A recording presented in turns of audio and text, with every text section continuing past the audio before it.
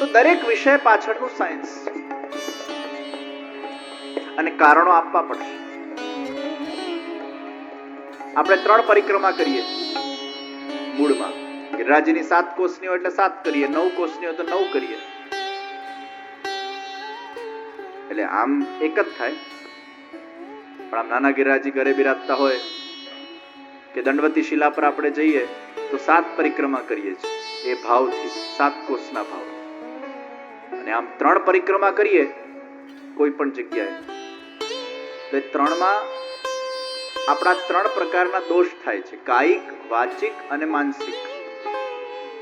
તો કાયિક દોષને એટલે શારીરિક દોષ, વાચિક વાણીથી થયેલા દોષ અને માનસિક, એ 3 પ્રકારના દોષ મારા નિવૃત્ત બને એટલે હે પ્રભુ 3 વાર પરિક્રમા કરું છું. અને પરિક્રમાનો અર્થ એક તો ભગવાનની ઉર્જાને પ્રાપ્ત કરવું, બીજું તમે જેના ગોળ ગોળ ફરો એના પ્રિય બનો, ત્રીજું ભગવાન તમારા સેન્ટર છે એના આજુબાજુ તમે ફરો છો, ચોથું એ 84 કોષના ફેરામાંથી એ ભગવાન તારી ભક્તિથી મને મુક્તિ મળે, પાંચમું એ પરિક્રમાના માધ્યમથી આપણે બધા આખા ઠાકોરજીના સ્વરૂપના ચારે બાજુથી દર્શન કરીએ. આ પરિક્રમાના 5 કારણો.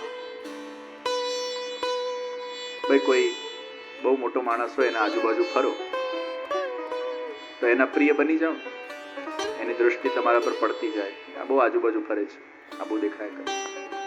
તો કોઈ મોટો માણસ હોય એના આજુબાજુ ફરો તો તમે એના નજીક પહોંચો. એમ ભગવાનના ગોળ ગોળ ફરો.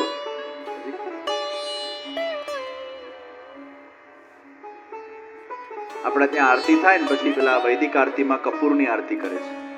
કપૂરની આરતી કરવા પાછળનું સાયન્સ શું? આપણને થાય કે આરતી થઈ ગઈ પછી પાછી કપૂરની આરતી કેમ?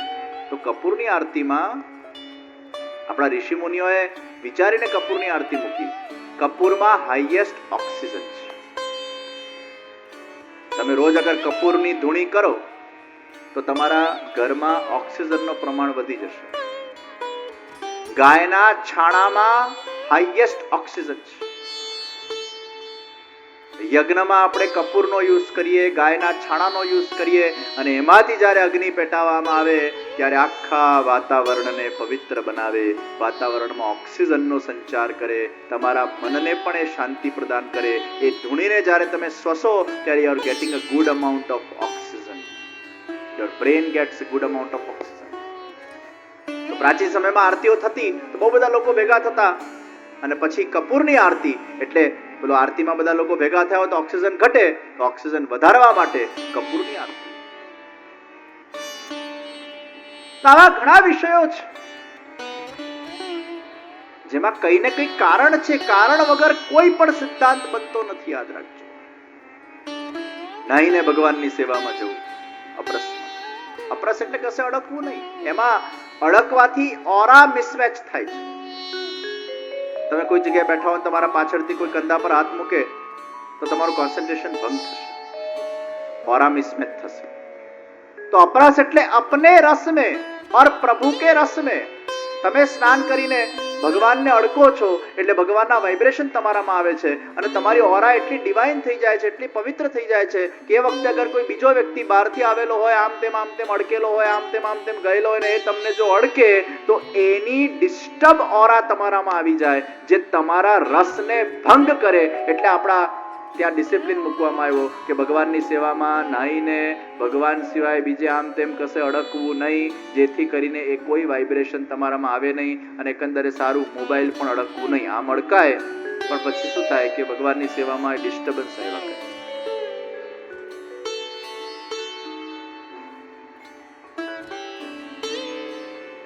તો આપણે શુદ્ધ ઓરા રાખીએ છીએ. એક જણું મને પૂછે ભગવાન તો ભગવાન એ તો શુદ્ધ જ છે ને, આપણે અશુદ્ધ અવસ્થામાં ભગવાન પાસે જઈએ તેમાં ભગવાન થોડો છોવાય. ગંગામાં કેટલી ગટર નાખો, ગંગા છોવાય? એમ ભલે ને આપણે અશુદ્ધ હોઈએ ભગવાનને અડકીએ, ભગવાનને શું થવાનું? ભગવાન તો ભગવાન. એટલે મેં જવાબ આપ્યો કે તારે કોઈ બોસ પાસે ઇન્ટરવ્યુ આપવા જવાનું હોય તો તું નાઇટ સૂટમાં જાય? મને કે ના જવાય, ઇન્ટરવ્યુમાં ફેલ થઈ જવું. નાઈ ધોઈને વ્યવસ્થિત કપડાં પહેરીને પરફ્યુમ છાંટીને વાળ ઓળીને પ્રેઝન્ટેબલ થઈને પછી મારાથી ઇન્ટરવ્યુ આપવા જવાય, નહીં તો પછી હું ઇન્ટરવ્યુમાં ફેલ થઈ જાઉં. મેં એને જવાબ આપ્યો, એક સામાન્ય બોસને મળવા પણ આપણે નાઈ ધોઈને જતા હોઈએ તો વિશ્વનો બોસ આપણા ઘરે બેઠો હોય તો એની સેવા નાઈ ધોઈને જ થાય.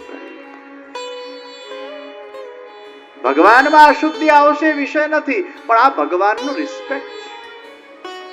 તમે આવો લગર વગર ભગવાન પાસે જાઓ, ભગવાનને ગમવા તો જોઈએ ને. તમે સ્નાન કરીને શુદ્ધ અવસ્થામાં, અને સ્નાન કરવાથી તમારા મનમાં શુદ્ધતા આવે છે. You become mentally fresh also. So when we go to Thakurji, we have to be mentally fresh and we have to be fresh from the body. એ બંને રીતે તમે ફ્રેશ હોવા જોઈએ.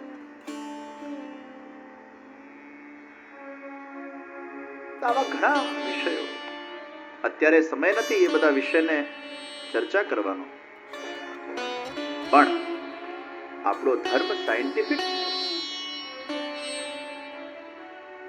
લોજિકલ છે. આન્સર્સ લોકોને ખબર નથી, અને અમુક એમાં સિદ્ધાંતો એવા બનેલા છે, હું ચોક્કસ માનું છું, જે એ વખતની દેશકાલ પરિસ્થિતિ 500 વર્ષ કે 5000 વર્ષ કે 10,000 વર્ષ એ વખતના દ્રષ્ટિકોણથી બનાવેલા હશે. હવે એ સિદ્ધાંતો અત્યારના દેશકાલ પરિસ્થિતિમાં કેટલા એપ્લિકેબલ થાય છે કે નથી થતા, એના પર આજે ચોક્કસ બધા જ ધર્માચાર્યો ભેગા થઈને ચિંતન કરવું જોઈએ અને એમાં એમેન્ડમેન્ટ લાવવા જોઈએ. એ પક્ષમાં હું ચોક્કસ માનું છું. તો આપણો ધર્મ સાયન્ટિફિક છે. તો યજ્ઞમાં વપરાતા છાણા કપૂર એ વાતાવરણને પવિત્ર બનાવે, ઓક્સિજન જનરેટ કરે છે. એ દેવોએ પ્રસન્ન થાય, આપણું ઘર પણ શુદ્ધ થાય, વાતાવરણ પણ પ્રસન્ન બને. તો સૌથી પહેલો યજ્ઞ વૈદિક યજ્ઞ. યજ્ઞ એ આત્માને ગમે છે. બીજું યજ્ઞ એ અન્નકૂટ મહાયજ્ઞ. વર્ષમાં એકવાર તમારા ઘરે ઠાકોરજી બિરાજતા હોય, એમનો અન્નકૂટ યજ્ઞ કરજો. ઠાકોરજીના પછવાડે પછી બધા વૈષ્ણવ પ્રસાદી લે. ત્રીજું યજ્ઞ એ ભૂખ્યાને ભોજન આપવાનું યજ્ઞ છે. આપણા પેટમાં જઠરાગ્નિ છે, અને એ જઠરાગ્નિને જ્યારે આપણે પોષણ પ્રદાન કરીએ છીએ, કોઈની ભૂખ મટાડવી એ પણ બહુ મોટો યજ્ઞ છે. અને આપણા આત્માને બહુ જ પ્રિય છે કોઈકને તમે જમાડો. તો ભૂખ્યાને ભોજન આપવું એ ત્રીજું યજ્ઞ છે. ચોથું યજ્ઞ હરિ ગુરુ અને વૈષ્ણવની સેવા કરવી એ ચોથું યજ્ઞ છે. અને પાંચમું યજ્ઞ એ ગૌ સેવા કરવી, ગાયોને જમાડવું, ગાયોને પોષણ આપવું, ગાયોનું સંવર્ધન કરવું એ પણ આપણા આત્માને ખૂબ પ્રિય છે. તો વર્ષમાં 5 યજ્ઞ તમે સાકાર કરજો. પહેલું વૈદિક યજ્ઞ, બીજું અન્નકૂટ યજ્ઞ, ત્રીજું હરિગુરુ વૈષ્ણવની સેવા રૂપી યજ્ઞ, ચોથું ભૂખ્યાને ભોજન આપવાનું યજ્ઞ, અને પાંચમું ગૌ સેવા યજ્ઞ. આ 5 યજ્ઞ જે વ્યક્તિ આખા વર્ષ દરમિયાન અગર કરે છે, એનો આત્મા પ્રસન્ન થાય છે, એ પરમાત્માનો વધુ ને વધુ પ્રિય બનતો જાય છે. તો યજ્ઞ એટલે આપવું. તો આત્માના સંસ્કાર જાગૃત થશે ત્યારે આપવાની ઈચ્છા થશે, અને શરીરના સંસ્કાર જાગૃત થશે ત્યારે લેવાની ઈચ્છા થશે.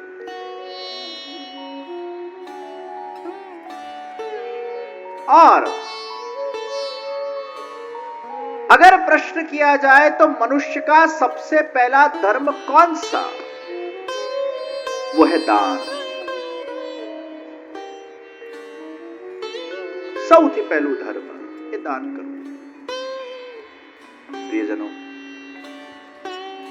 બ્રહ્માજી પાસે જ્યારે મનુષ્ય, અસુર અને દેવો ગયા ત્યારે બ્રહ્માજીએ એમને ઉપદેશ આપ્યો. દેવોને કીધું દ, અસુરોને કીધું દ, મનુષ્યને કીધું દ. એટલે આ ત્રણેય ભેગા થઈને પૂછ્યું દ એટલે શું? મનુષ્યને કીધું તું દાન કરજે, તારો પહેલો ધર્મ, સબસે પહેલા તેરા કર્તવ્ય દાન. દેવોને કીધું દમન કરજો, અને અસુરોને કીધું દયા કરજો. અરે દેવો, તમે ભોગ વિલાસના અંદર એટલા બધા પણ ફસાઈ નહીં જતા, એટલા પણ ખોવાઈ નહીં જતા કે જે દેવ કાર્ય કરવાનો હોય તમે ન કરી શકો. એટલે ઇન્દ્રિયોનું દમન કરજો. તમારું પહેલું ધર્મ દમન છે. અરે અસુરો, તમે જેને ને તેને મારી કાઢો છો,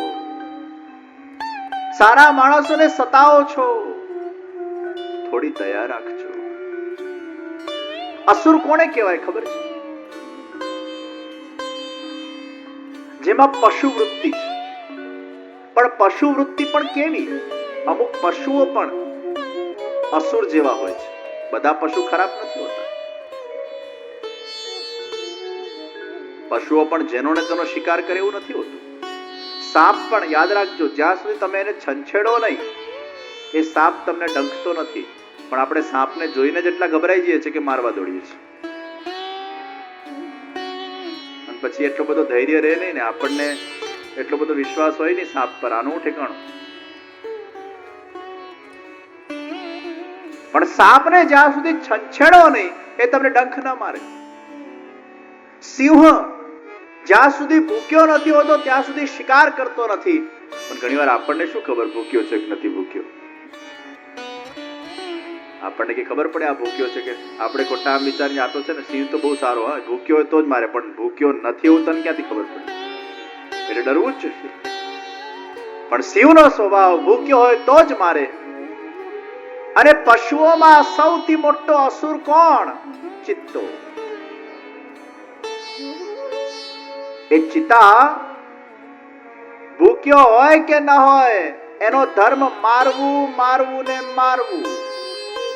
એટલે ચિત્તો શું કરે? સંગ્રહ વૃત્તિ વાળો છે. એવું વિચારે છે, એ લાંબા પ્લાનિંગ વાળો વ્યક્તિ છે કે હું જયારે ભૂખ્યો હોય ત્યારે મને આ કામ લાગશે ખાવા માટે, એટલે હમણાં મારી નાખો એકવાર. જે સામે આવે મારો, જે સામે આવે મારો. એટલે સૌથી ડેન્જરસ ચિત્તો છે. ચિત્તાથી ચોક્કસ ગભરાવું છું. જેનામાં દયા નથી એને અસુર કહેવાય. એટલે બ્રહ્માજી કે છે અરે અસુરો દયા રાખજો. અને મનુષ્યના અંદર સ્વાર્થ વૃત્તિ વિશેષ છે, સેલ્ફિશ છે. મનુષ્ય માત્ર સ્વાર્થના પાત્ર. એટલે બ્રહ્માજી આપણને સૌથી પહેલો સિદ્ધાંત આપ્યો, મનુષ્ય દાન કરજે, બીજાને આપજે. પોતે એકલો નહીં ખાતો પણ ખવડાવજે.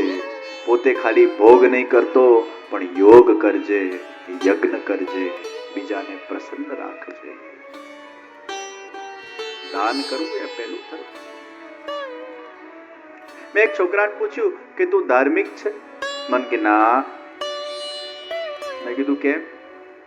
કે no, I am not religious. I don't believe in religion. I don't go to the temple. I don't worship God. I don't do this diyas and agarbattis. I don't do any japs. So I am not religious. I am not dharmic. તો પછી મેં પૂછ્યું કે what is your belief? કે હું તો ત્રણ વસ્તુમાં જ માનું છું, કે ડોનેટ કરવું, જરૂર પડે ત્યારે બીજાને હેલ્પ કરવી, અને બધામાં સારાઈ જોવી. See good in others. These are my main three principles, and I believe in these three principles, but I don't worship God. I don't go to temple. ત્યારે મેં છોકરાને કીધું, you are religious. Who told you you are not religious? તારામાં અગર donate કરવાની ઈચ્છા છે, કોઈને મદદ કરવાની ઈચ્છા છે, દરેકમાં સારાઈ જોવાની ઈચ્છા છે, તો આજ તો ધર્મનું એબીસીડી છે. અહીંયાથી તો ધર્મની શરૂઆત થાય છે. દાન એ મનુષ્યનું પહેલું ધર્મ છે. પણ તે તારા મગજમાં બેસાડીને રાખ્યું છે કે ભગવાનને સંબંધી જે વિષય છે એને જ ધર્મ કહેવાય, ભગવાનના રિચ્યુઅલ્સને જ ધર્મ કહેવાય. ના, એ તારી ગેરસમજ છે. હરેક રાષ્ટ્રના અંદર 25-50 સ્ટેટ્સ હોય તો ધર્મનું એક મોટું રાષ્ટ્ર છે, અને એ ધર્મના રાષ્ટ્રમાં ભગવાનની ભક્તિ રિચ્યુઅલ એ એક સ્ટેટ છે. બીજા એવા ઘણા આયામો છે, બીજા એવા ઘણા સ્ટેટ્સ છે. તું એક જ સ્ટેટ થી એ રાષ્ટ્રને ઓળખી રહ્યો છે. ના, આ રાષ્ટ્ર બહુ મોટું છે. જે માનવ સેવા કરે એને ધાર્મિક ન કહેવાય? કોણે કીધું? અરે હું તો એમ કહીશ કે ધર્મની શરૂઆત માનવ સેવાથી થાય છે. જે ધર્મમાં માનવતા નથી એ ધર્મ ધર્મ જ નથી. લોકોના મગજમાં મેન્ટાલિટી બેસી ગઈ કે ભગવાનની ભક્તિ કરવો, ભગવાનને વર્શિપ કરવું, ભગવાનની પૂજા કરવી, ભગવાનના જપ કરવા એને જ ધર્મ કહેવાય. અને અમે આ બધા ધર્મમાં નથી માનતા, અમે તો માનવ સેવા એ જ અમારો ધર્મ. કોણે કીધું માનવ સેવા સ્વતંત્ર ધર્મ છે? એ ધર્મનો એક અંગ છે. અરે એ તો ધર્મની શરૂઆત છે ભાઈ. ધર્મમાં ખાલી આ જ બધી વસ્તુઓ છે એવું રિચ્યુઅલ્સ જ છે? કોણે કીધું? ધર્મ એક બહુ મોટો રાષ્ટ્ર છે. અગર તમારા અંદર દાન, દયા ને દમન આ ત્રણ વસ્તુ અગર હોય તો તમે મનુષ્ય કહેવાઓ, અને મનુષ્યના સાથે તમે ધાર્મિક પણ કહેવાઓ, जिसमें दान, दया और दमन.